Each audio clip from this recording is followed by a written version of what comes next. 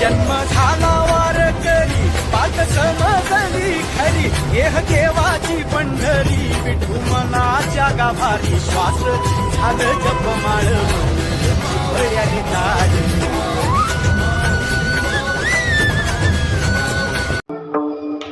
पहिल्या चरणात सांगितले 11 लोचन त्याला 5 मुख, नाही का? पुढे काय सांगितलंय?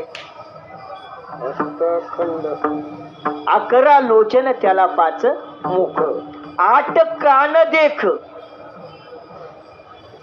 पुच्छ 2. बरोबर आहे ना? 11 लोचन त्याला 5 मुख, 8 कान देख पुच्छ 2. आता बघा 11 लोचन असणार कोण? 11 लोचन असणार भगवान शंकराला किती लोचन नाही माहिती? 3 आहेत. किती आहे? 3. 2 डोळे आणि 1 बरोबर आहे की नाही? 3रा डोळा जर भगवान शंकराने उघडला तर काय होतं? म्हणजे भगवान शंकराला किती डोळे? 3. इथं किती सांगितले? 11. आता हे 11 कोणाचे हे आपल्याला पाहिजे. 11 डोळे कुणाचे? 11 लोचन त्याला 5 मुख. मुख किती आहेत? 5. आता याच्यामध्ये तुम्हाला एक सांगतो, थोडस अंतर्ज्ञानात सांगतो. मुख 2 महाराज. मुख किती? 2. प्रत्येकाला आहेत हा, मलाच नाही. आपण जे बसलेत ना सगळ्यांना मुख किती आहेत? 2 तोंड्या. किती? 2 तोंड्या. पण ते तोंड नव्हे 2. प्रत्येकाला 2 मुख आहेत. एका मुखाचं नाव आहे ऊर्ध्व मुख आणि एका मुखाचं नाव आहे अधोमुख. एका मुखाचं नाव काय? ऊर्ध्व मुख आणि एका मुखाचं नाव काय? अधोमुख. आता अधोमुख कुठलं आणि ऊर्ध्व मुख कुठलं? जे वर आहे त्याला म्हणायचं ऊर्ध्व मुख आणि जे खाली आहे त्याला काय म्हणायचं? अधोमुख. बरोबर की नाही? आता याच्यातून हरिनाम घेताना कुठल्या मुखाने घ्यायचं? कसं घ्यायचं? एका मुखाने घ्यायचं का दोन्ही मुखाने घ्यायचं? बघा याच्यातलं एक मुख जरी नसलं तरी काम होणार नाही. रा म्हटल्यानंतर काय होतं?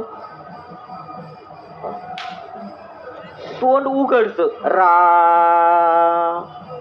आणि म म्हटल्यानंतर तोंड मिटतं म. म तसा म्हणून दाखवा बिन मिटल्याचा नाही ना. रा राला तुम्ही तोंड मिटवून दाखवा, मिटणारच नाही. रा सारे गम गम पुढं म. अलग लक्षात. शास्त्रीय संगीत सुद्धा त्यातच आहे, कुठं नाही दुसरं. तुम्हाला वाटत असेल हे शास्त्रीय संगीतवाले हे हा वो करतात, तसं काही नसतं.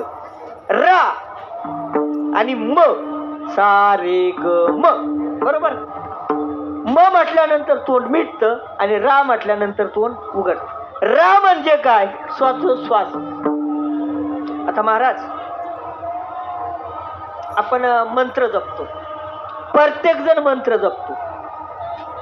रामकृष्ण हरी हा मंत्र वेगळा, पण प्रत्येक जण मंत्र जपतो.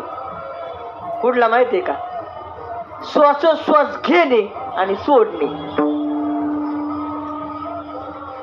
श्वास घेणे म्हणजे अधोमुख आणि श्वास सोडणे म्हणजे ऊर्ध्वमुख. खूप सुंदर आहे. 6वा अध्याय ज्ञानेश्वरीचा आहे तर का. तर या ठिकाणी श्वास घेणे आणि सोडणे याला म्हणायचं ऊर्ध्वमुख आणि अधोमुख. या दोन्हींची आवश्यकता या ठिकाणी आहे शास्त्रात. हे 2. आणि आता तिसरं एक मुख आहे. त्याचं मुख आहे अंतर्मुख, म्हणजे अंतरात्म्याचं मुख. ते तिसरं एक उदाहरण देतो तुमच्या लक्षात येईल. म्हणजे काय झालं? आपली दिंडी 16 या ठिकाणी आला. आता त्या दिवशी मला काय पाकिट नव्हतं भेटलं महाराज. गेलो एक आंब्याच्या आपल्या सफरचंदाच्या दुकानापाशी आणि सफरचंदाच्या दुकानापाशी गेल्यानंतर मला ते सफरचंद खाऊशी वाटलं. लक्षात घ्या, मी काय बोलतोय. बारीक चिंतनाकडे लक्ष द्या. कारण काय आहे, गर्दीपेक्षा दर्दी चांगलेच. ते सफरचंद खाऊशी वाटलं कुणाला? अंतर्मनाला. कुणाला खाऊशी वाटलं? अंतर्मनाला. बघा बर का, अंतर्मनाला खाऊशी वाटलं. बघितलं कोणी? डोळ्यांनी. डोळ्यांनी ते बघितल्यामुळं अंतर्मनाने ते जाणलं आणि जाणल्यानंतर त्याला ते काय झालं? खाऊशी वाटलं. आता म्हणले सफरचंद खायचंय, मग आता हे विकत घ्यायला लागेल. मग गेला हात खिशात. हात कुठे गेला? खिशात. हाताला काय आज्ञा दिली नाही, पण तो कुठे गेला? खिशात. नकळत गोष्टी होतात बरं का या, नकळत. हात खिशात गेला. खिशात गेल्यानंतर 1 रुपया नाही. महाराजाला म्हणलं पाकिटच त्या दिवशी नव्हतं कोणलं. खायचं तर आहे, खिशात काहीच नाही. काहीच नाही म्हटल्यानंतर हाताने इशारा केला मनाला, काहीच नाही. मनाने सांगितलं चोरी कर. काय कर? चोरी कर. हात गेला त्या दुकानदाराच्या टोपलीत. दुकानदार इकडे तिकडे पाहत होता. टोपलीतून 1 सफरचंद घेतलं आणि खाल्लं. कोणी खाल्लं? आता इथं लक्ष द्या. खाऊशी वाटलं कुणाला? मनाला. पण खाल्लं कोणी? तोंडाने खाल्लं. आता लक्षात घ्या, तोंडाने खाल्लं. भरलं काय? पोट. भरलं पोट. बरोबर. पोट भरल्यानंतर त्या दुकानदाराने ते पाहिलं. त्याने मागचा पुढचा विचार केला ना. एक दांडकं काढलं आपल्या भाषेत आणि मारलं कुठं? त्या पाठीचा काही दोष होता का? अजिबात नाही. पण मार कोणाला खावा लागला? पाठीला.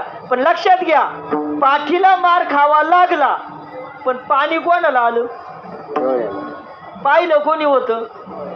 डोळ्यांनीच पाहिलं होतं. जैसे ज्याचे कर्म तैसे फळ देतो ईश्वर. याच्यातला मतीचा अर्थ काय माहिती का? याच्यातला मतीचा अर्थ, डोळे, कान. आता अजून पुढे जाऊन सांगतो. देह तव पाताचे झाले, देह तव पाताचे झाले, हे कर्माचे गुणी गुंतले, भव तसे सुधले जन्म मृत्यूच्या. आलं का लक्षात? देह किती तत्वांचा आहे? पंचतत्वाचा. किती तत्वांचा आहे? पंचतत्वांचा. हा 5 गोष्टीमुळे जन्माला आला. पृथ्वी, वायू, तेज, आकाश आणि अग्नी. बरोबर आहे ना? या 5 गोष्टी जर नसेल तर देह जगू शकत नाही. हवेमुळे वायू पाहिजेच. नुसते आई वडिलांनी जन्म दिला म्हणून जगला का तो? अहो, ते आई वडील जगण्यासाठी पण या गोष्टीच लागतात. वायू, तेज, आकाश, अग्नी आणि जल. बरोबर आहे की नाही? मग ह्या गोष्टींची आवश्यकता आहे 5. याला 5 गोष्टींची आवश्यकता आहे. देह तव पाचाचे झाले माऊली म्हणतात, परंतु हे कर्माचे गुणी गुंतले आणि भव तसे सुधले जन्म मृत्यूच्या. या देहाला 5 जणांनी जन्माला घातलं आणि 5च जणांनी नेलं. किती जणांनी नेलं? 5च जणांनी नेलं. तुम्ही म्हणाल कोणी कोणी नेलं? ऐका, ज्ञानोबारायांनी समाधी घेतली. ती कुठली घेतली? संजीवन घेतली. पण त्यांनी काय केलं मला सांगा? काय केलं त्यांनी? आपल्या वासुदेवामध्ये आहे ना बुधवारच्या, नाही का? शरीर शोषण प्राण निरोधन मनोजय हठ योग. शरीर हठ योग भूत पीडन कुंडलिनी कलिमल दल भंग.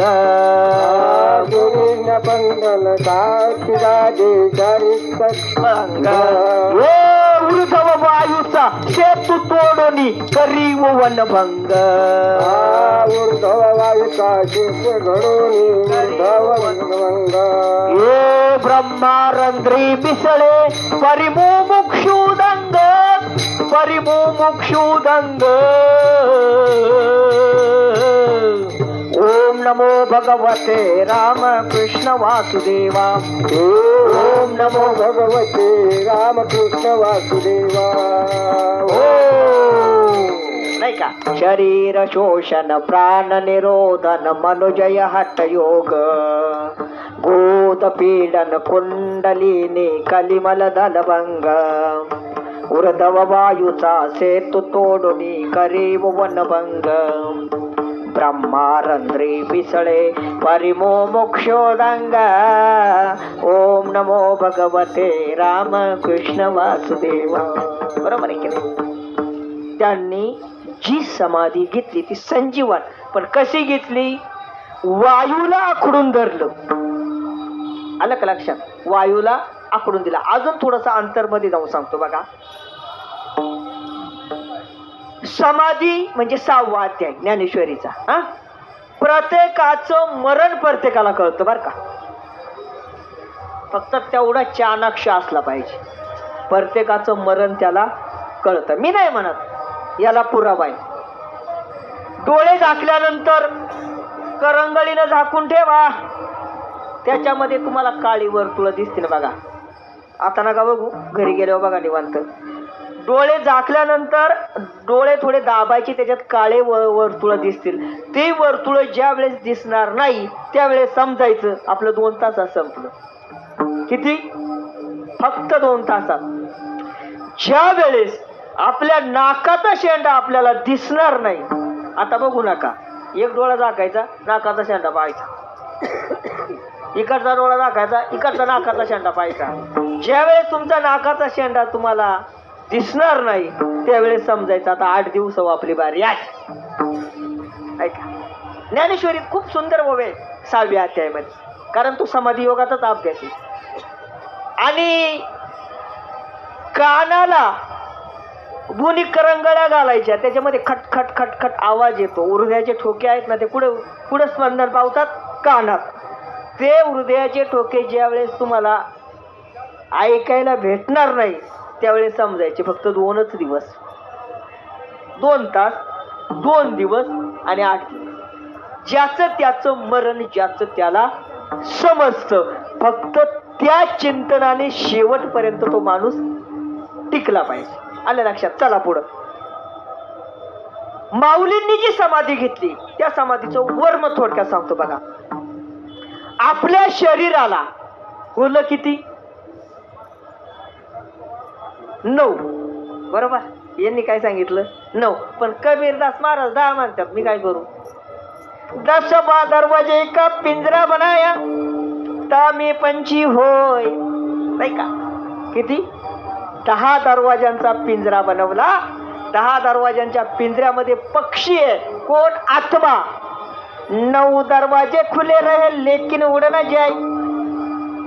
त्यातले 9 दरवाजे ते म्हणतात ना 9. बरोबर आहे. 9 दरवाजे उघडे आहेत आणि 1 दरवाजा बंद झालाय ज्याला म्हणलं, त्याचं नाव भीमभी. ऐका, शरीर आहे. ए भगवंता, हे शरीर तू आम्हाला दिलं रे. हे शरीर आम्हाला दिलं. हे शरीर आम्हाला दिलं. माऊली भांडतात देवाशी गोंगडीमध्ये. भांडतात की नाही? देवा, तू आम्हाला शरीर दिलं. आमचं शरीर कसं आहे? तुझं शरीर कसं आहे? कानोबा, कानोबा तुझी घोंगडी चांगली. कानोबा तुझी घोंगडी चांगली. अम्मा शिका दिली वांगुली रे. अम्मा शिका दिली वांगुली. तुझी घोंगडी चांगली. देवा, तुझी घोंगडी कशी आहे? स्वगत सच्चिदानंद मिळवणी सत्वगुणाने विनली रे. षडगुण रुंडे रत्न दडित तुझं श्याम सुंदरा शोभली रे. अशी तुझी घोंगडी आहे. षडगुण गोंडे रत्न दडित आहे. आणि आमची घोंगडी कशी? रक्तरेत दुर्गंधी जंतू नरकमुताने भरली रे. 9 ठाई फाटून गेली ती तू आम्हासी दिली रे. कानोबा तुझी घोंगडी चांगली. बरोबर आहे ना? तुझी घोंगडी, तुझं शरीर. घोंगडी म्हणजे काय? शरीर. देवा, तुझं शरीर चांगलं आहे. तुझ्या शरीराला जन्म मृत्यूचा फेरा नाही. आमचं काय? उपजेते नासे नासले ते पुनरपी दिसे. हे घटिका यंत्र जैसे परी भ्रमिका. मग माझा विषय होता, आपला सर्वांचा विषय होता डोळे. इथपर्यंत आलो. आता 1 चरण सोडायला 3 तास. किती वेळ लागल? चार नाही, पण आपल्याला पटक्यात जायचं नाही का, लवकर जायचं. काळजी करू नका, मी वेळेवर सोडणार. हा तेच सोडणार आहे मी. तर इथं काय सांगितलं, 11 लोचन. आलं का लक्षात? 11 लोचन आपलं डोळ्यांनोच चाललंय. 11 लोचन त्याला 5 मुख. बघा भगवान शंकराचे डोळे किती? 3. इथपर्यंत आलं. आता याच्यामध्ये नामदेव महाराजांनी हे रूपक तयार केलेलं आहे. हे रूपक कुणाचं आहे? भगवान शंकराच्या स्वरूपाचं आहे. आता ते स्वरूप कसं हे तुम्हाला मी सांगतो. सगळा अभंग एवढ्याच सुटणार आहे. स्वरूप सांगितलं की अभंग सुटला. बघा 11 लोचन. काय झालं? नंदी आणि नंदीवरती बसलेत भगवान शंकर. पुढे माग बसली पार्वती माता आणि पुढे घेतल्यात गणपती. आता करा गणित. आता तुम्हीच गणित करा, माझी तुम्हाला गरज नाही. कसं बी गणित करा, कुणीकडनं जा, कुणीकडनं जा. शब्द मोजा, मुख मोजा, डोळे मोजा, पाय मोजा. याच्यातलं जर काही चुकत असेल तर मला सांगा, नाही का? 11 लोचन. गणपतीचे 2, पार्वती मातेचे 2. मोजत राहा, किती झाले? 4 झाले, बरोबर. भगवान शंकराचे 3, 4 आणि 3 7. पार्वती मातेचे 2, किती झाले? 9. आणि सापाचे 2. शंकराचे 3 मोजा. नंदीचे 2 5. 6 7 2 8 9. आणि सापाचे 2. विठाला विठाला विठाला विठाला विठाला विठाला. हो झाले का नाही? बरोबर. अजून मोजा भाऊ, माझं काहीच म्हणणं नाही. भगवान शंकर ज्या ठिकाणी आले त्या ठिकाणी गळ्यात साप. सापाचे धरून सगळे किती झाले? 11 लोचन. आता 5 मुख कोणती? सोपं आहे ना. 5 2 10 आणि 1 11.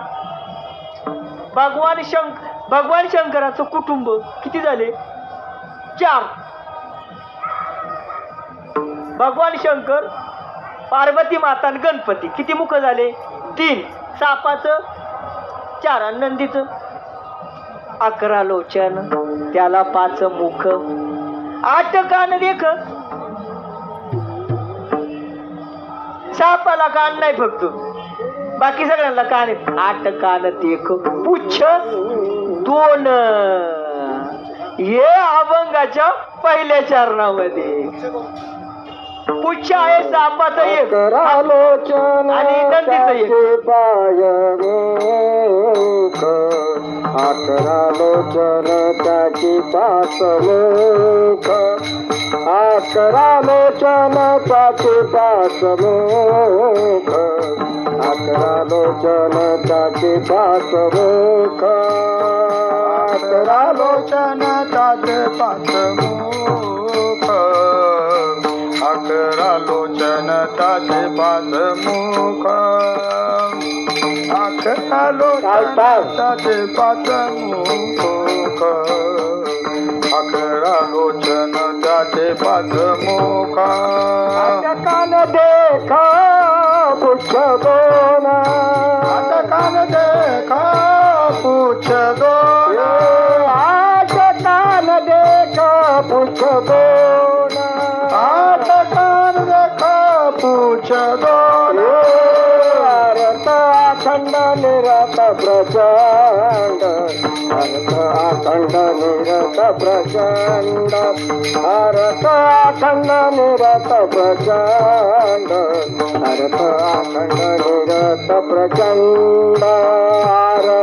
अखंड निरत प्रचंड. अखंड निरत प्रचंड.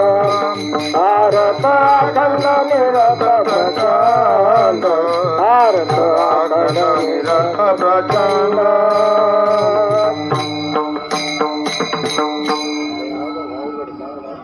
नंदीचं 100 फूट आणि सापाचं 100 फूट किती? 2. बरोबर ना. आता तुमची शंका मिटली ठाला ठाला ठाला